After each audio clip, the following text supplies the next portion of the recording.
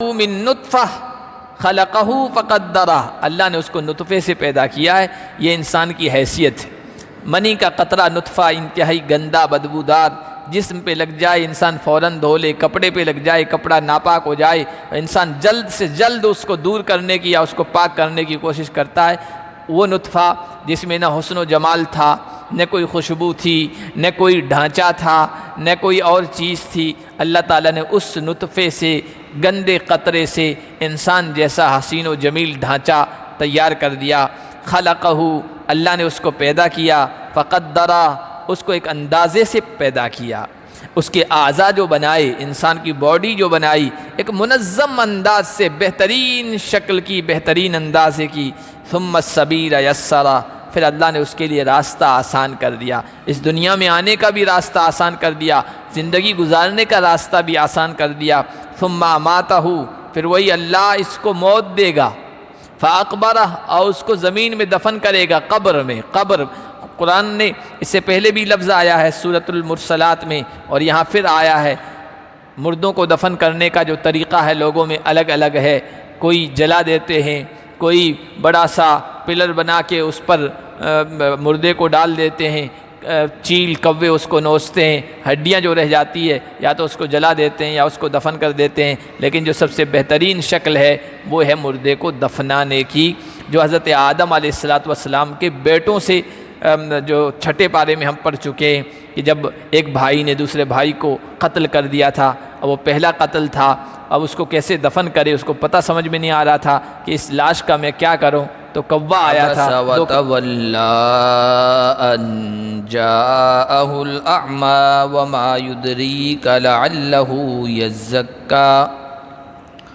أَوْ يَذَّكَّرُ فَتَنفَعَهُ الذِّكْرَىٰ أَمَّا مَنِ اسْتَغْنَىٰ فَأَنتَ لَهُ تَصَدَّىٰ وَمَا عَلَيْكَ أَلَّا يَزَّكَّىٰ۔ آج کے درس کا آغاز ہم سورہ عبس سے کر رہے ہیں۔ سورہ عبس ایک رکوع اور 42 آیتوں پر مشتمل ہے۔ اس سورت کا موضوع بھی قیامت ہے۔ سورت کے نازل ہونے کا جو سبب ہے وہ ایک واقعہ ہے جو تفسیر کی تمام کتابوں میں نقل کیا گیا۔ اللہ کے نبی صلی اللہ علیہ وسلم ایک مرتبہ ایسی مجلس میں تھے جس میں مکہ کے سربراوردہ لوگ، چودھری لوگ، اثر و رسوخ والے لوگ موجود تھے، عتبہ، شیبہ، ولید، آپ کے چچا حضرت عباس جو اس وقت تک مسلمان نہیں ہوئے تھے، اور آپ صلی اللہ علیہ وسلم ان کو ایمان کی دعوت دے رہے تھے، قرآن کا پیغام پہنچا رہے تھے۔ یہ مجلس جمی ہوئی تھی، اتنے میں حضرت عبداللہ ابن ام مکتوم آ گئے۔ حضرت عبداللہ ابن ام مکتوم نابینا صحابی تھے، آنکھوں سے نظر نہیں آتا تھا، اور ان خوش قسمت لوگوں میں سے تھے جن کی دل کی آنکھیں روشن تھی، دل کی آنکھیں کھلی ہوئی تھی، ظاہری آنکھوں میں روشنی اور بینائی نہیں تھی، اور شروع میں اسلام قبول کرنے والے لوگوں میں سے تھے۔ آئے، نابینا لوگوں کو ہم دیکھتے ہیں کہ چونکہ ان کو نظر نہیں آتا تو مجلس کا کیا ماحول ہے، کیا بات ہو رہی ہے، کون لوگ بیٹھے ہیں، کس طرح کی کیفیت ہے، یہ سب ان کو پتہ نہیں ہوتا ہے۔ وہ آتے تو اپنے مقصد پہ آتے ہیں، اپنی بات بیان کرتے ہیں۔ تو انہوں نے مجلس کا ماحول سمجھا نہیں، کون لوگ بیٹھے ہیں، کس طرح کی بات چیت ہو رہی ہے، انہوں نے اپنے ایک جذبے کے ساتھ آئے، کہا یا رسول اللہ علمنی مما علمک اللہ، یا رسول اللہ، اللہ نے آپ پر جو قرآن اتارا ہے اس میں سے آپ مجھے سکھائیے، مجھے تعلیم دیجیے، مجھے بتائیے۔ اب مکے کے جو لوگ تھے، ایک تو بڑے لوگ، چودھری لوگ، اس پر یہ کہ کفر پر، شرک پر تھے، اور ایسے لوگ اس طرح کے عام بندے کو اپنے ساتھ بیٹھنا اور اس طرح سے گفتگو کرنے کو پسند نہیں کرتے تھے، ان کو ناگوار گزرا۔ ادھر اللہ کے نبی صلی اللہ علیہ وسلم کا جذبہ یہ تھا کہ یہ لوگ جو بڑے ہیں، جن کے فالوورز ہیں، جن کے پیچھے چلنے والے لوگ ہیں، معاشرے میں، سماج میں ان کا اثر و رسوخ ہے، اگر یہ لوگ ایمان قبول کر لیں تو ان کے پیچھے بڑی تعداد ایمان قبول کر لے گی۔ اس جذبے کے تحت آپ ان کو سمجھا رہے تھے، اور عبداللہ ابن ام مکتوم کا اس طرح آنا اور بیچ میں بات کرنا آپ کو تھوڑا ناگوار گزرا، پسند نہیں آیا۔ ایک بڑے فائدے کے لیے اللہ کے نبی صلی اللہ علیہ وسلم یہ کر رہے تھے۔ بڑا فائدہ یہی تھا کہ بڑے لوگ اگر ایمان قبول کر لیں تو پیچھے پوری قوم آ جائے گی، لیکن اللہ کو یہ انداز پسند نہیں آیا اللہ کے نبی صلی اللہ علیہ وسلم کا، اور اسی سلسلے میں یہ آیات اتری۔ اور عجیب انداز ہے اللہ کے نبی صلی اللہ علیہ وسلم کی اجتہادی چوک اسے کہتے ہیں، اجتہادی چوک، یعنی جس پر کوئی زیادہ پکڑ نہیں ہوتی ہے اللہ کی طرف سے، لیکن اللہ کے نبی کو تنبیہ کی گئی، بتایا گیا آپ کو یہ انداز نہیں اختیار کرنا چاہیے تھا۔ اور اس انداز سے بتایا گیا ہے کہ غائب کا صیغہ ہے، یہ نہیں کہا جا رہا اے نبی آپ نے چہرے پر ناگواری کا اظہار کیا، آپ کے چہرے پر بل پڑ گئے، آپ نے عبداللہ ابن ام مکتوم کی طرف توجہ نہیں کی، یہ نہیں کہا ہے اللہ نے آپ کے مقام کا بھی خیال رکھا ہے، نبی کی عظمت کا بھی خیال رکھا ہے۔ انداز یہ اختیار کیا، عبس وتولا، چہرے پر چہرہ بسورا، چہرے پر بل لے آئے، منہ پھیر لیا اس بات سے کہ ان کے پاس ایک نابی نہ آیا، حالانکہ نبی کی بات ہو رہی ہے لیکن غائب کے صیغے کے ساتھ نبی کی عظمت کا بھی خیال رکھا ہے۔ تو یہ آیتیں ابھی ہم پڑھیں گے، اس کا ترجمہ آگے۔ جب یہ آیتیں اتری نا، اس کے بعد سے اللہ کے نبی صلی اللہ علیہ وسلم کا یہ انداز تھا، جب کبھی عبداللہ ابن ام مکتوم حضور کی مجلس میں آیا کرتے تھے، حضور نبوت والی پاک چادر بچھا دیا کرتے تھے اور کہتے تھے خوش آمدید، ویلکم، آئیے، اور کہتے تھے یہ وہ شخص ہے کہ جس کی وجہ سے اللہ نے ساتوں آسمان کے اوپر سے میری سرزنش کی، میری تنبیہ کی، اتنی ان کو عظمت دیتے تھے۔ تو فرمایا وما یدریک لعلہ یزکا، اے نبی آپ کو کیا پتا شاید یہ پاکیزگی حاصل کر لے، او یذکر یا نصیحت حاصل کر لے، فتنفعہ الذکرا، اور نصیحت حاصل کرنا اس کو نفع پہنچائے۔ یہ جو عبداللہ ابن ام مکتوم نابینا شخص آئے تھے، یہ ایک جذبے کے تحت آئے تھے، سیکھنے کے جذبے سے، ایمانی جذبے کے ساتھ آئے تھے، طلب لے کے آئے تھے۔ مکہ کے جو سردار تھے، آپ کی طلب تھی، آپ کا جذبہ تھا کہ وہ لوگ بات قبول کر لیں، لیکن ان کے اندر جذبہ نہیں تھا حق بات کی تلاش کا، طلب کرنے کا، حق بات کو قبول کرنے کا۔ تو اللہ کے نبی صلی اللہ علیہ وسلم کے سامنے چونکہ بڑا فائدہ تھا اس لیے، لیکن اللہ تعالیٰ نے کہا جس کے اندر طلب ہو، جذبہ ہو، بات ماننے کے لیے آئے ہوں، ان کو آپ آگے رکھیں، ان کو ترجیح دیں، ان کی طرف توجہ کریں۔ اما من استغنا، رہا وہ شخص جو بے نیازی برتتا ہے، قرآن سے بے نیازی، بے رخی، توحید سے بے رخی، ایمان سے بے رخی، ان کو کوئی نہیں پڑی ہے،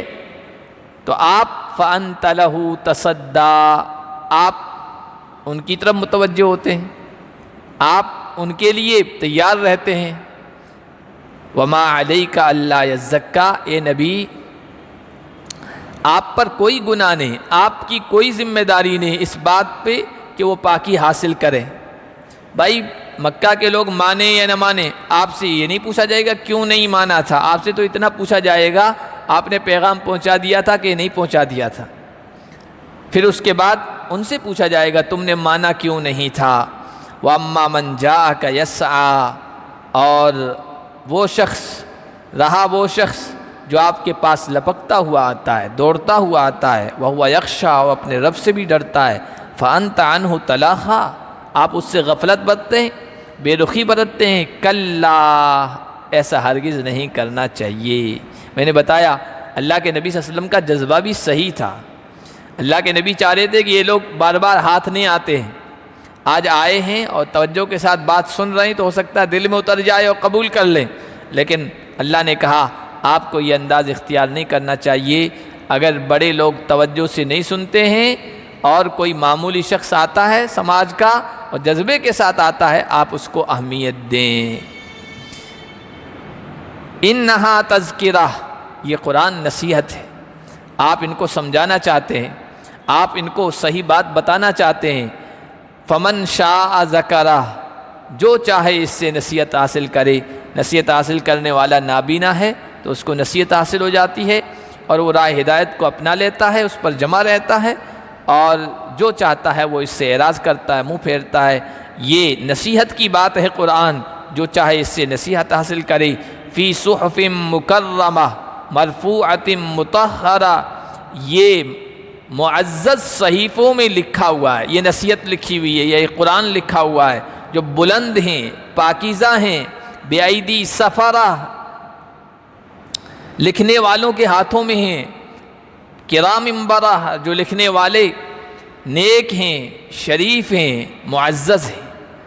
یہ قرآن معزز صحیفوں میں کس میں ہے؟ ایک تفسیر یہ کی گئی کہ لوح محفوظ میں یہ قرآن محفوظ ہے، جو بہت بلند ہے، پاک ہے، اور فرشتوں کے معزز ہاتھوں کے ذریعے سے لکھا گیا ہے اور ان کے ہاتھوں سے یہاں تک پہنچایا گیا ہے۔ اور ایک اس کی تفسیر یہ ہے، یہ قرآن نصیحت ہے، معزز بہترین صحیفوں میں لکھا ہوا ہے، یعنی جب قرآن اتر رہا تھا تو قرآن اس شکل میں نہیں تھا جس شکل میں ہم دیکھ رہے ہیں، یہ جمع ترتیب شدہ مدون نہیں تھا۔ یہ تو حضرت عثمان غنی رضی اللہ تعالی عنہ کے دور میں یہ قرآن اس ترتیب کے ساتھ ایک ساتھ اکٹھا کیا گیا ہے، حضور کے زمانے میں ایک ساتھ اس طرح نہیں تھا۔ جو کاتبین وحی تھے، جو کاتبین وحی تھے، وحی کے لکھنے والے تھے، خاص صحابہ کرام، جب وحی اترتی تھی اللہ کے نبی ان کو بلایا کرتے تھے اور پھر ان سے کہا کرتے تھے لکھو، اس ترتیب سے لکھو، یہ آیتیں ہیں، یہ فلاں صورت میں رکھنی ہے، یہ صورت، تو صورتوں کی شکل میں قرآن کریم اللہ کے نبی کے زمانے میں لکھا ہوا تھا، پورا اس طرح ترتیب شدہ نہیں تھا۔ اور وہ معزز لوگوں، کاتبین وحی کے لکھنے والے حضرت صحابہ کرام کے پاس موجود تھا، جو پاک لوگ تھے، معزز تھے، نیک تھے، اور ان سے دوسرے لوگ جس کو بھی طلب ہوتی تھی وہ جاتے تھے، کاپی کرتے تھے، نقل کرتے تھے، لکھتے تھے، اور پھر اپنے پاس رکھا کرتے تھے۔ پھر حضرت عثمان غنی رضی اللہ تعالیٰ عنہ کے زمانے میں باقاعدہ سرکاری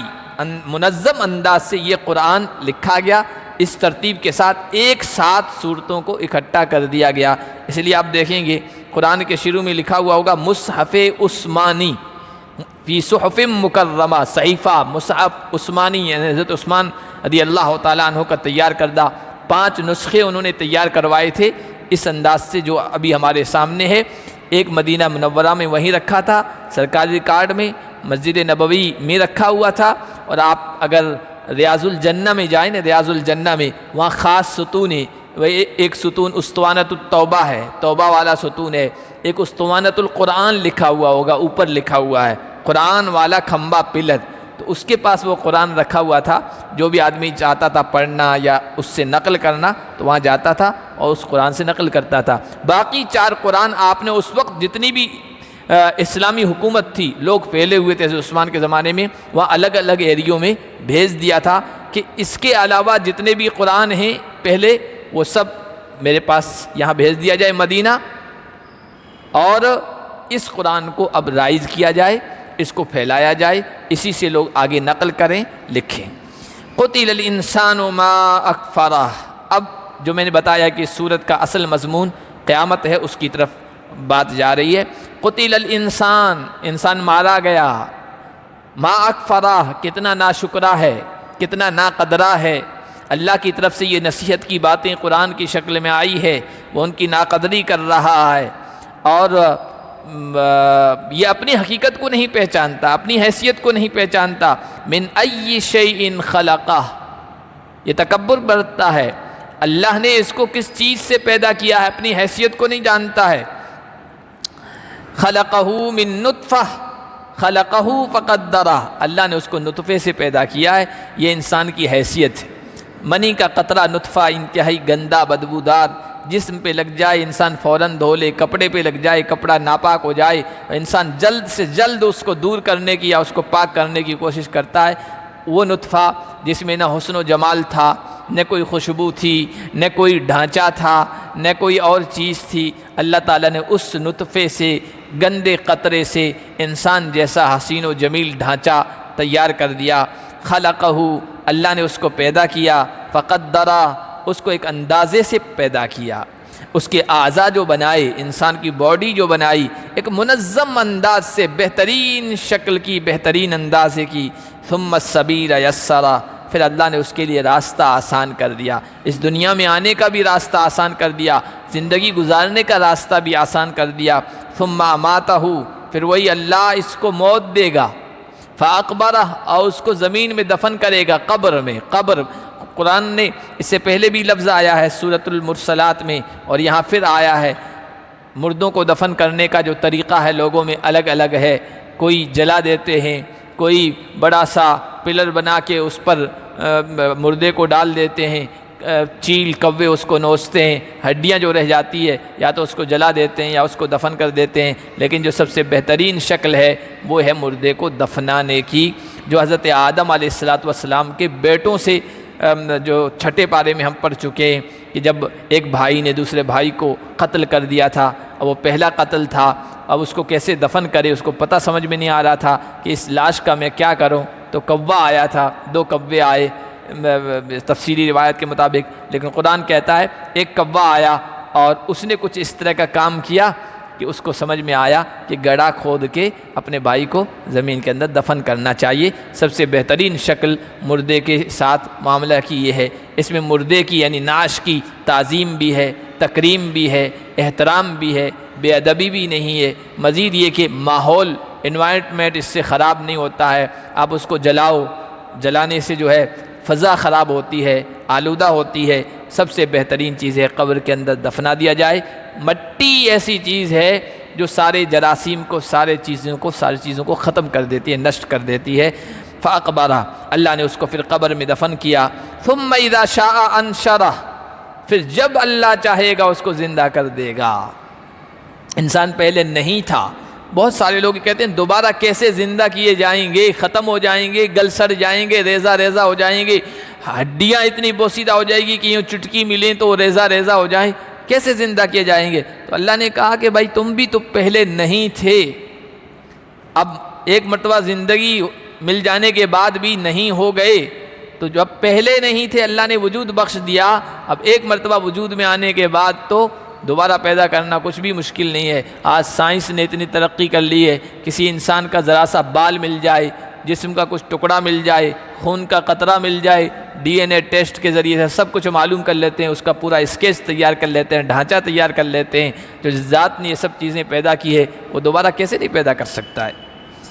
پھر جب اللہ چاہے گا اس کو اکٹھا کر دے گا، دوبارہ زندہ کر دے گا، کھڑا کر دے گا۔ کلا ہرگز انسان کو یہ سوچنا نہیں چاہیے کہ دوبارہ زندہ نہیں ہو سکتے ہیں، اور انسان کو اپنے رب کا حکم پورا کرنا چاہیے۔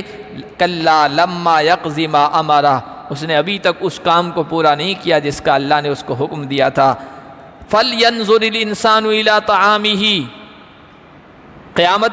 یعنی مرنے کے بعد زندگی کو نہیں مانتا انسان۔ اللہ نے پہلے تو کہا اپنی تخلیق پر، اپنی پیدائش پر غور کرو، کس چیز سے اللہ نے تجھے پیدا کیا اور کیا بنا دیا۔ اب اللہ تعالیٰ کہہ رہے ہیں پھر بھی سمجھ میں نہیں آتا تو اپنی خوراک پر غور کرو تو میری قدرت سمجھ میں آئے گی، اور یہ بات بھی سمجھ میں آ جائے گی کہ تمہیں ہم دوبارہ زندہ کر سکتے ہیں۔ فَلْيَنْظُرِ الْإِنسَانُ إِلَىٰ طَعَامِهِ چاہیے کہ غور کرے، دیکھے انسان اپنے کھانے کی طرف، اپنے خوراک کی طرف۔ اَنَّا صَبَبْنَا الْمَاءَ صَبًّا بے شک ہم برساتے ہیں پانی کو۔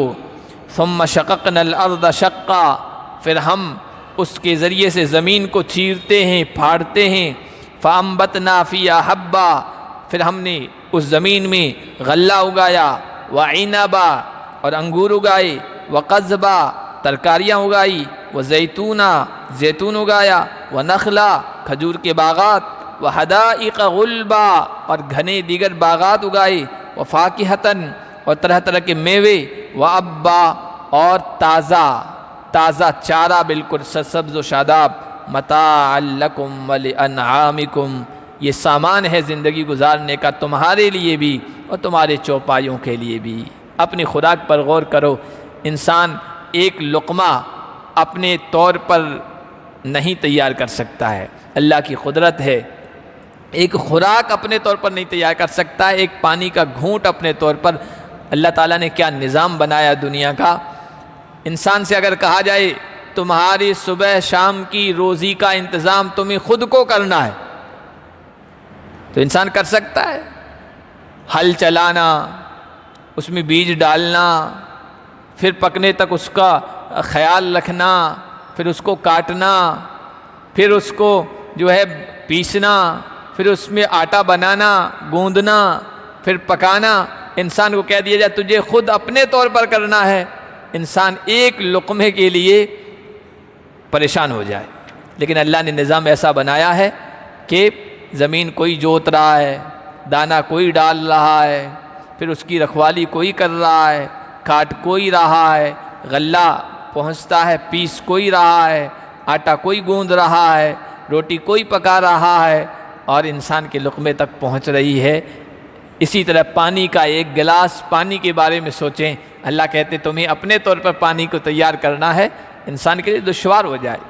تو اللہ نے یہاں مثال دی کہ ہم پانی برساتے ہیں، زمین مردہ ہوتی ہے، پانی برستا ہے، بارش ہوتی ہے، وہی زمین زندہ ہو جاتی ہے، لہلہا اٹھتی ہے۔ اے انسان، اسی طرح تمہارے مردہ ہونے کے بعد ہم تم کو دوبارہ زندہ کر دیں گے۔ حدیث شریف میں آیا کہ جب سارے انسان ایک سور سے ختم ہو جائیں گے، سور پھونکا جائے گا، ختم ہو جائیں گے، دوبارہ کیسے زندہ ہوں گے؟ تو حدیث شریف میں آیا ہلکی پھلکی پھوار برسے گی، شبنم کے قطرات کی طرح پھوار برسے گی۔ اور حدیث میں آیا، اللہ کے نبی نے فرمایا انسان کے باڈی کے، انسان کے جسم کے سارے اعضاء، سارے حصے ختم ہو جاتے ہیں الا عجب الذنب، مگر یہ ریڑھ کی ہڈی کا آخری حصہ ہے نا، اللہ نے اس میں یہ صلاحیت رکھی ہے، یہ خاصیت رکھی ہے، وہ سڑتا گلتا نہیں ہے، محفوظ رہے گا۔ یہ تو حضور نے 1400 سال پہلے بتایا ہے کہ یہ، اس کو آج سائنسداں اس کا نام دیتے ہیں، سائنسداں کہ ٹیل بون، حدیث میں اس کا نام آیا عجب الذنب، ٹیل بون، یعنی آخری دم کی طرح، دم کے جگہ پر جو ہڈی کا حصہ ہے وہ ایسا ہے، سائنس کہتی ہے اس میں اللہ نے خاصیت رکھی ہے، گڑے گا سلے گا نہیں، اور حدیث میں حضور نے پہلے بتا دیا ہے۔ پھر کیا ہوگا؟ ہلکی پھلکی جو بارش ہوگی نا، وہ اس ہڈی کو لگے گی، اس پر گرے گی، اور پھر وہ ہڈی بننی شروع ہو جائے گی۔ جس طرح زمین پر پانی برستا ہے اور زمین اپنا سبزہ اندر سے باہر نکال دیتی ہے، اسی طرح انسان کی باڈی بننا شروع ہوگی اور وہ تیار ہو جائے گا۔ تو اللہ نے اس کی طرف اشارہ کیا اور اپنی نعمتوں کو گنایا۔ ہم غلہ اگاتے ہیں، ہم نے انگور، ترکاریاں، زیتون، کھجور، طرح طرح کے باغات، پھل، میوے، یہ سب بنائے، اور اللہ کا نظام دیکھیے، اللہ کا نظام دیکھیے، ایک ہی پھل پورے سال نہیں چلایا ہے۔ انسان کے مزاج کو اللہ جانتے تھے، فطرت کو جانتے تھے، نیچر جانتے تھے۔ بہترین سے بہترین کھانا روزانہ پکایا جائے، انسان اکتا جائے گا، کہے گا اب تو دال چاول چاہیے، گوشت کھا کھا کے ہم تھک گئے ہیں۔ تو اللہ پیدا کرنے والا ہے، انسان کو مزاج کیسے نہیں پہچانتا؟ طرح طرح کے موسموں کے اعتبار سے الگ الگ پھل، اور ان کا الگ الگ ذائقہ، الگ الگ ٹیسٹ، الگ الگ شیپ، الگ الگ اس کی کیفیت اور حیت اس انداز سے بنائی کہ انسان کو دیکھنے میں بھی اچھا لگے، کھانے میں بھی اچھا لگے۔ یہ سب اللہ تعالیٰ نے کہا، ہم نے اپنی قدرت کے طور پر بیان ہے، تو ہم اس پر بھی قادر ہیں کہ تمہیں دوبارہ زندہ کر دیں گے، اور وہ دن آنے والا ہے۔ فَإِذَا جَاءَتِ الصَّاخَّةُ، پھر جب کانوں کو چیر دینے والی آواز آ جائے گی، مراد سور پھونکنا ہے، دوبارہ انسانوں کو پیدا کیا جائے گا۔ پہلے سور کے بارے میں ہم پچھلی صورت میں پڑھ چکے ہیں، پہلا سور پھونکا جائے گا، پوری دنیا کی موت آ جائے گی، جس کو ہم قیامت کہتے ہیں۔ اب یہ سور پھونکا جائے گا، اور ادھر اللہ کی طرف سے وہ ہلکی پھلکی بارش ہوگی، اور وہ انسان بننا شروع ہو جائیں گے، تیار ہو جائیں گے، کھڑے ہو جائیں گے۔ جب وہ دن آئے گا، یفر المرء من اخیہ، انسان اپنے بھائی سے بھاگے گا۔ قرآن نے یہاں جو ترتیب بیان کی ہے رشتہ داروں کی، اس انداز سے بیان کی ہے کہ جو انسان کے لیے زیادہ سے زیادہ نفع بخش۔